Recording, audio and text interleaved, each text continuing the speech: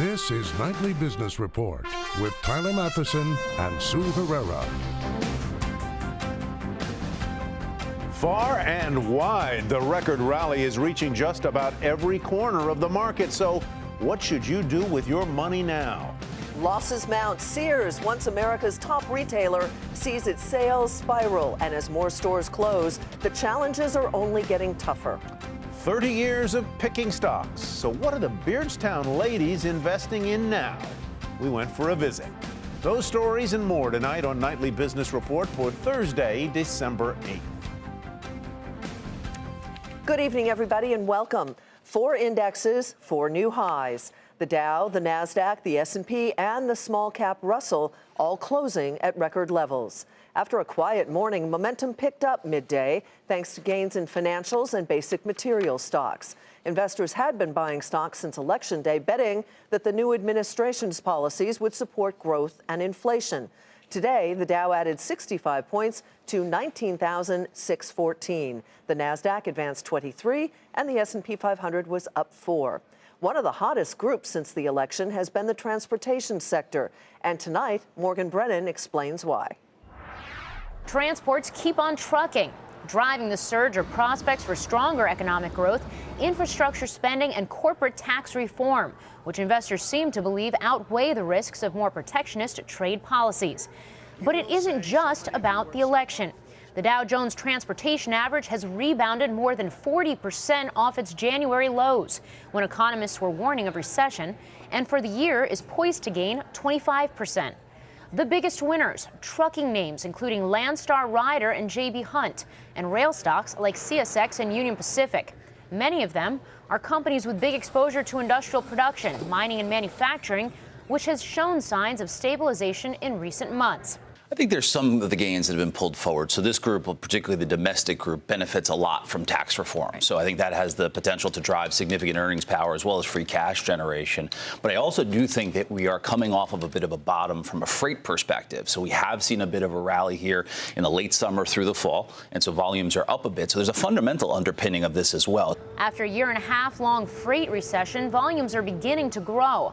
A closely watched index ticked higher for the first time in 20 months in October, with domestic freight shipments climbing nearly 3% compared to last year, and a reading considered better than the normal seasonal surge. Though still well off their peaks, data readings from hard-hit rail and trucking companies are showing early signs of recovery as well. And at least one analyst says soaring air freight tonnage is a clear signal that consumers are ramping up spending. It's all fueling a transport rally. But one experts warn comes with risks, including higher oil prices, rising interest rates, and the trade impact of a strong dollar. For Nightly Business Report, I'm Morgan Brennan. Let's look at how far the market has climbed. In the past month, the Dow is up 7%. The small cap Russell 2000 index has soared 15%. Now, those are big moves by any measure. But look at the market's performance since the lows of February. The Dow is up 25%, Nasdaq 27%, the S&P 500 23%, the small cap Russell index a sharp 44%. Timing, folks. It's all about timing. Speaking of which, what should you be doing with your money at this time? Let's get some answers from Brian Jacobson, Chief Portfolio Strategist at Wells Fargo Funds. Brian, nice to have you here. Welcome. Thanks for having me. If I'm sitting at home and I have not committed new money to this market at this point, is it too late, or do I just have to be very selective and continue putting money in? Yeah, it's unfortunate. I do talk to a lot of people who seem like they've been sitting on the sidelines. It seems like there's almost a risk gauntlet that people have been running through. You know, you kind of get hit it on every side, whether it's Brexit or it's China's currency devaluation, the presidential elections. But we've made it through each one of these. And I think that's kind of a key message is the market is pretty adaptive. A lot of times you have to ask yourself what's priced into the markets. And right now, I think that actually we've just had a general repricing or reflation of assets to pretty reasonable levels. From a valuation perspective, I don't think that anything really worries me all that much in the near term or even for the long term. So the key thing, I think, is to focus on the long term and actually try to get your portfolio back in line with your long-term investment objectives. That's a hard thing to do because everybody wants to try to time the market. But the fact is, sometimes you just have to bite the bullet and do it. What do I do, Brian, with my bonds if I've been investing in bond funds, as so many Americans have over the past half decade or so, and now they're going to look at their statements and they're going to see some down months? What should I do? Yeah, they are going to see some down months, but put those down months into perspective as far as the magnitude. Oftentimes, the drawdown in bonds is significantly smaller than the drawdown that you get in stocks, because stocks are inherently riskier than fixed income investments. And so remember the role that the bonds play in your portfolio. They are there to diversify away some of the risks that are inherent in the stock market. And they've actually done a pretty good job of that. As the equity market has gone up, bonds, unfortunately, the prices have gone down. That's the problem with diversification. Sometimes it works against you. But having it as a central part of your portfolio to diversify, add some stability, and generate income. What I've been really looking at and encouraging people to consider is looking at shorter duration strategies, short-term, especially high-yield bonds. Those are the ones that some people call them junk bonds. I want to speak highly of them, so I'm not going to call them junk bonds. I want to call them high yield. So you're paid to take a little bit of that credit risk, and that can hopefully offset any decline in price as a result of an increase in rates. All right, Brian, thank you. Brian Jacobson with Wells Fargo Funds. Well, one popular investment strategy that gets a lot of attention at the end of the year is the so-called dogs of the Dow. Those are the 10 stocks in the Dow with the highest yields. And if you bought shares in these bow wows at the start of 2016, you're probably pretty happy right about now. Dominic Chu explains. This is the time of year when many investors start looking at the dogs of the Dow investing strategy. Now, basically what this is looking at the 30 stocks in the Dow Jones Industrial Average, picking out the 10 stocks that have the highest dividend yield, buying those stocks in equal dollar amounts, holding them for a year, and then redoing the same thing again the next year. Now, the strategy doesn't always outperform, but it has in a big way this year. And the idea is to really get investors to focus on perhaps beaten down names in the Dow and the ones that give bigger dividend payments. If you look at the list this year, it's an interesting one, and we have some real gainers, the ones that have really propelled the Dow Jones Industrial Average and, of course, the dogs of the Dow to be outperformers. If you look at the biggest gainer so far in this dog strategy, it's construction equipment maker Caterpillar, one of the most beaten up stocks in the Dow last year, now up huge. If you factor in dividends, it's up 49%. Oil and gas, big laggard last year. Oil prices have recovered. Chevron up 32% if you factor in the dividend payment as well. IBM, another laggard last year and has been for a few years now, but Big Blue is now up 24% this year if you factor in those dividend payments. And then Walmart and Merck kind of round out some of the biggest gainers in the dogs. Now, what about next year? As it stands right now, you take a look at some of these: Verizon, Pfizer, Chevron, Cisco, IBM, Exxon, Coca-Cola, Caterpillar, Procter & Gamble, and Merck. These are your 10 highest yielding stocks if the Dow and the dogs were named right now before the end of the year. If you take a look overall, check out these, because according to analysts, these are the ones that have the biggest percentage to gain. Pfizer, Merck, Coke, Caterpillar, and IBM, because of their big gains now, perhaps laggards. So as we talk about the dogs, keep in mind those stocks and the analyst outlooks for next year. For Nightly Business Report, I'm Dominic Chu. Are you feeling richer? Well, maybe you should be, because household wealth in the United States has hit a record. According to the Federal Reserve, a buildup of both real estate and stocks helped drive American wealth to more than $90 trillion in the third quarter, and the number is likely even higher now since the market has rallied over the past month. The outgoing chair of the Securities and Exchange Commission warns against rolling back Wall Street reforms. Mary Jo White said the rules implemented following the financial crisis are indispensable to investors and to markets. And in her view, it would be a grave mistake to weaken or dismantle them. The House of Representatives passed legislation that averts a government shutdown. The measure provides funding for government agencies. It now goes to the Senate for passage. A provision in the bill will make it easier for Donald Trump to win confirmation of General James Mattis to be Defense Secretary. The former Marine needs a special exemption that lets him skirt a requirement that ex-military officials need to be out of the service 7 years before becoming the Pentagon chief. There are also reports that Donald Trump has chosen a fast food executive to be his Secretary of Labor. Andy Puzder is the CEO of CKE Restaurants, which owns the burger chains Carl's Jr. and Hardee's. John Harwood is following the developments from Trump Tower in New York City. Good to see you as always, John. So what do we know about where Mr. Puzder stands on some of those labor issues? Well, first of all, Sue, just before we came on air, it was officially announced that Andy Puzder will be the labor secretary choice of Donald Trump. What we know is that he is a longtime Republican, staunch foe of regulation, somebody who has, he backed Mitt Romney in 2012, and he expressed on CNBC earlier this year the view that the accelerating cost of labor is going to increasingly push businesses to reduce labor and use robots instead. Take a listen. The working class needs a period of transition. We need to be able to train them. We need to be able to set people up for better jobs. We need to revamp the education system so people actually are qualified to do the jobs that exist. What's happening now is the cost of labor is accelerating at such a pace that it really moves up how fast you want to automate. Now, in a different interview, Andy Puzder indicated that the attraction of those robots and automated devices is they don't take sick days, they don't have slips and falls, they don't need vacations. All of that is part of the broader trend in the American workforce. And of course, the question is going to be for Donald Trump is, as a candidate who is run as a populist to help workers, how are he and Andy Puzder going to do that?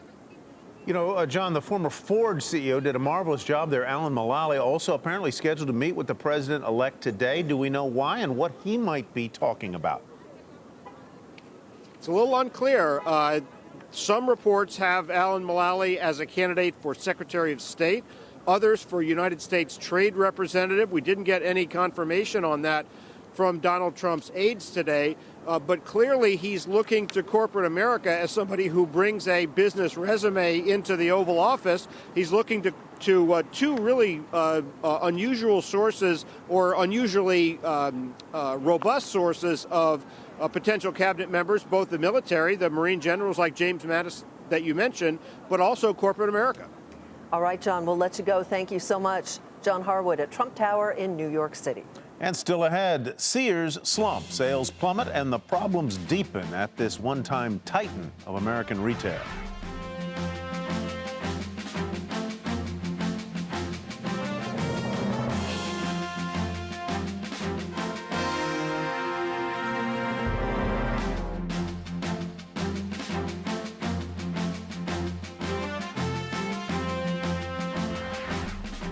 It was an iconic American retailer, but Sears lost its way, and things are not getting any better.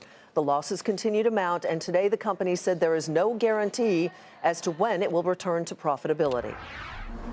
It started in the 1880s when Richard Warren Sears began selling watches.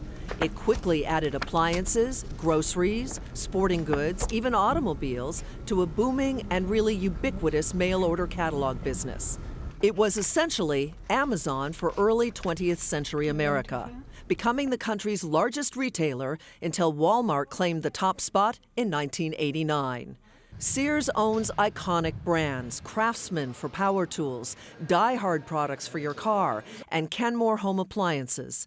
At one time, it would have been silly to ask a passerby whether they shopped at Sears. Now, I used to go more for appliances, but not as much anymore. We just kind of don't really shop there. So many other options. I mean, you have Kohl's, we have other promotions. And then the other thing is I do a lot of shopping online. In 2005, Sears was bought by Kmart, and hedge funder Eddie Lampert took over the new Sears Holdings. But that company has been on a downward spiral. Sales dropping from about $41 billion in 2012 to an estimated $24 billion this year.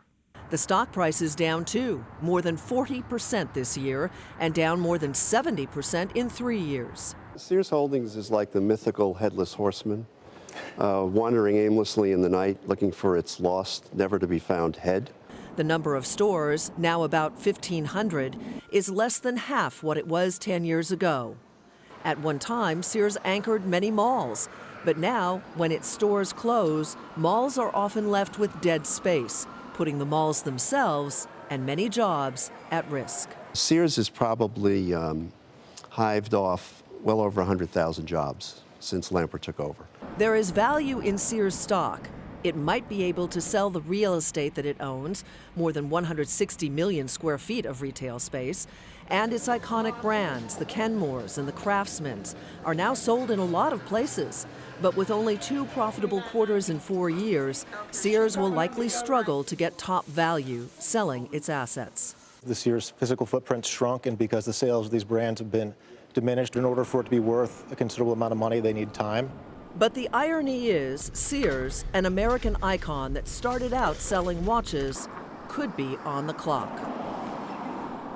Shares of Sears may have been higher today, but over the past 5 years, they are down 70%.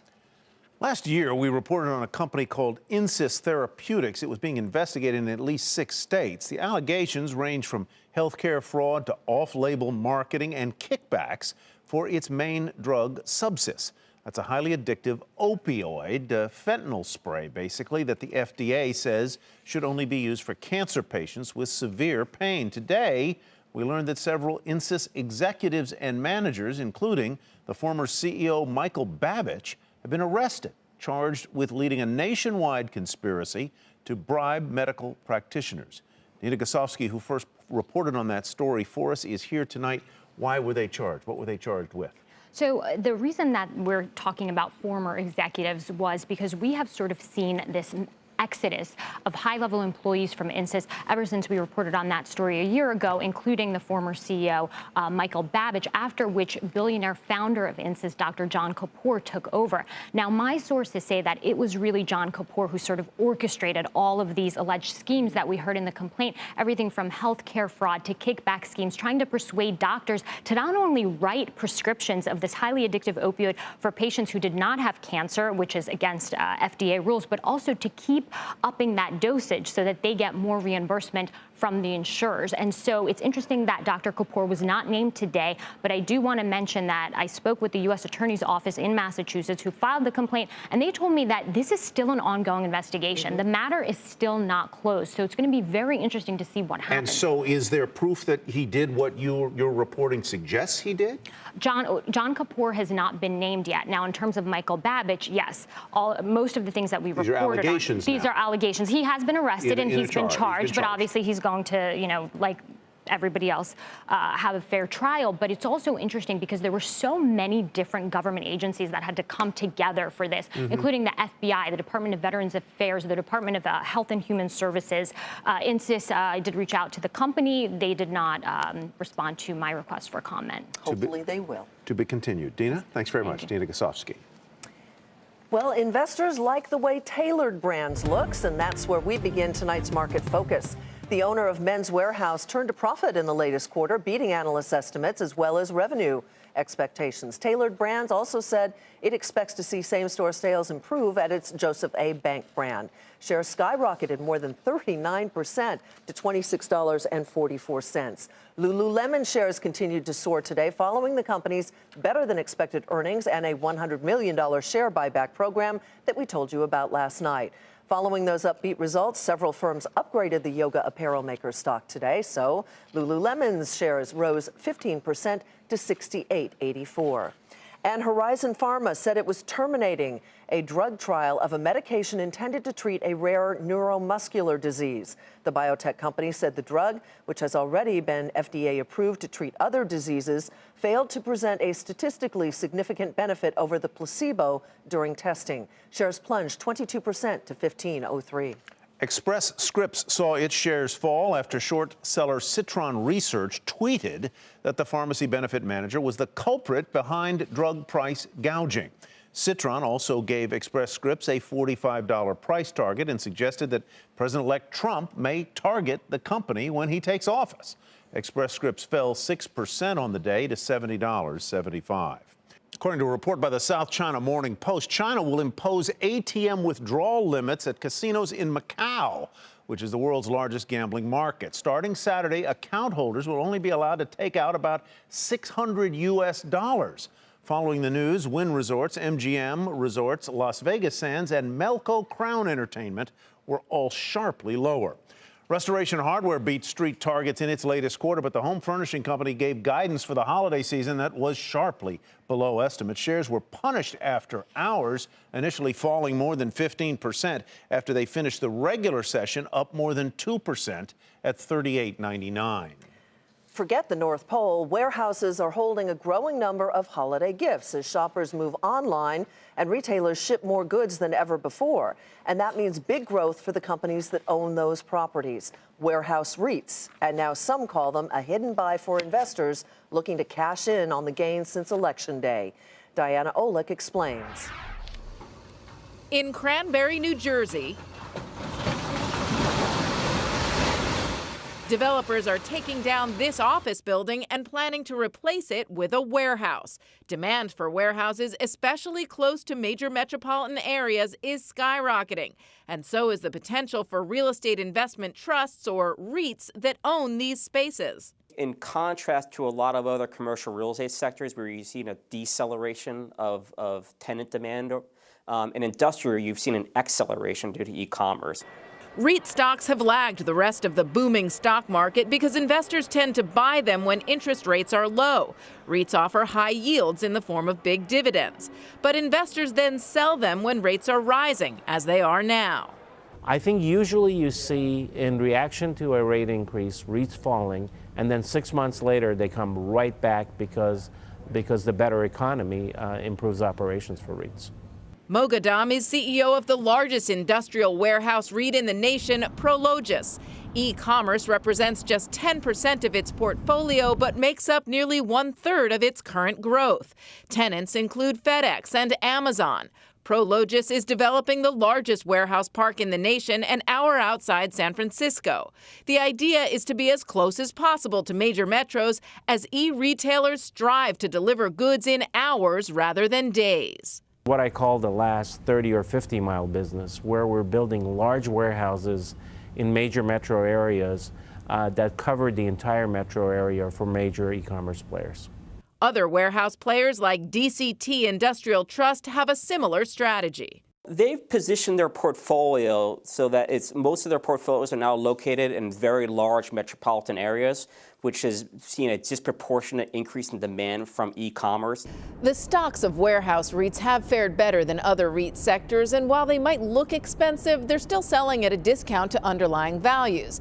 The one wrench, however, trade. Warehouses rely on two things, trade and consumption. If trade sinks under the Trump administration, so too could the value of these REITs. For Nightly Business Report, I'm Diana Olick in Washington. Coming up, the Beardstown ladies. They've been picking stocks for decades, and tonight they'll tell us what sectors they like as the market rallies.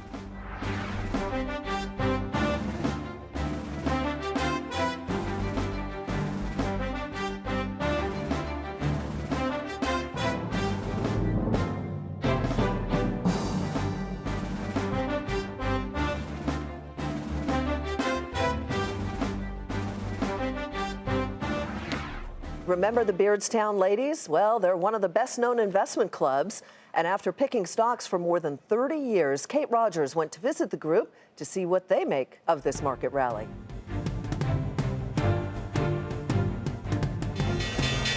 The Beardstown ladies have seen it all, from the stock market soaring in the 1980s to the housing collapse in 2008 and the recession that followed. Through it all, they've continued to meet once a month in Beardstown, Illinois, contributing a modest $25 each for what they call the 3 E's: education, enjoyment, and earnings. We've been through a lot of ups and downs. We've seen the market go up and we've all smiled at the meetings. When it goes down, we don't get sad, we look for bargains. Right. It's a sale. It's like a discount sale in a department store. It's like Black Friday. You're right. Let's go shopping. After launching in 1983, the ladies rose to fame in the 1990s, but they fell out of the public eye after a mathematical error inflated their rate of return.